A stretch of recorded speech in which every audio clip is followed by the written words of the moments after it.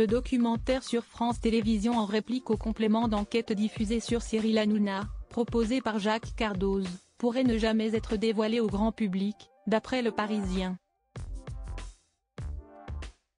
Mais ce jeudi, des extraits de ce documentaire ont été diffusés pour la première fois en exclusivité, dans Touche pas à mon poste.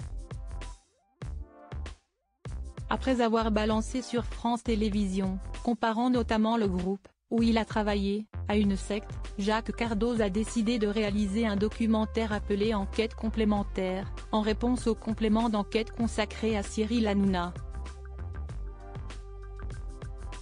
Celui-ci serait apparemment terminé, selon les informations du Parisien paru mercredi soir, mais pas diffusable aux yeux des hauts placés de C8.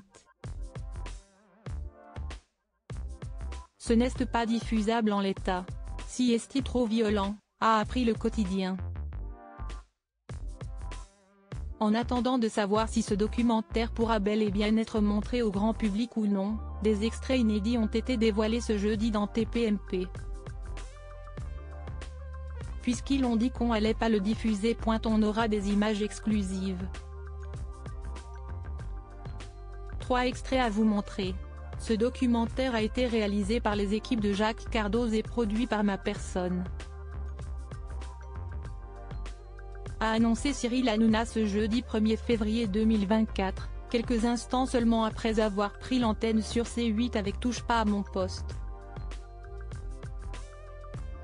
Des extraits inédits diffusés et quelques minutes plus tard, le papa de Lino tenait sa promesse, en dévoilant des images exclusives de ce documentaire de 90 minutes.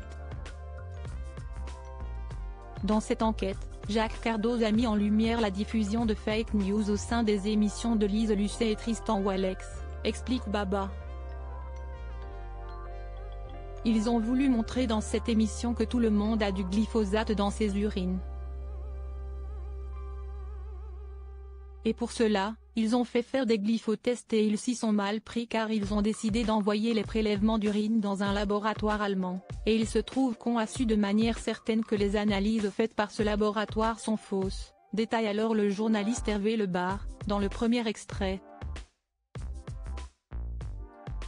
On entend juste après le témoignage d'une journaliste scientifique, qui explique avoir été attaquée dans sa vie privée, après avoir contribué au fait de prouver que ses analyses étaient fausses.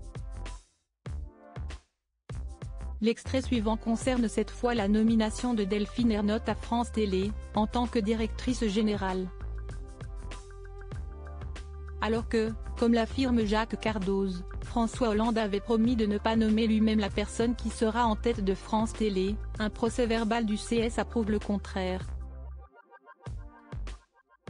J'ai reçu un coup de téléphone de François Hollande qui m'a demandé d'éviter nommer Marie-Christine Saragosse et Emmanuel Loub, explique Jean-Jacques Cordival, président de la Fédération CGC des médias. Le dernier extrait prouverait enfin que France Télé ne respecte pas son pouvoir de neutralité.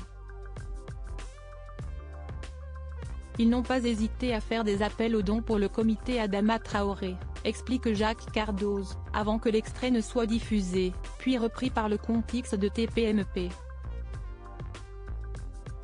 Jacques Cardoz en colère de lourdes révélations, si elles s'avèrent véridiques.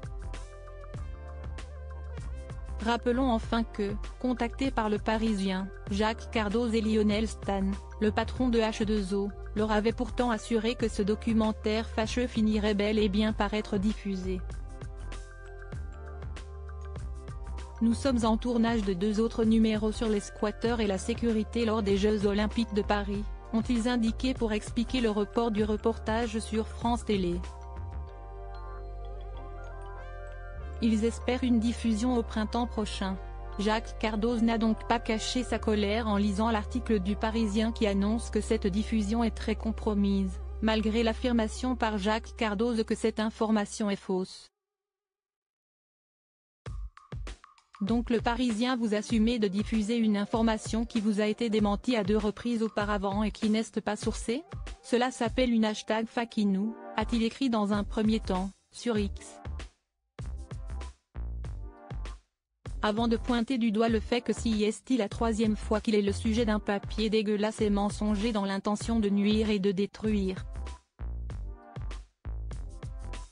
Sur TPMP, juste avant la diffusion de toutes ces images, il a affirmé qu'il y avait un lien entre Le Parisien et France Télé qui est problématique.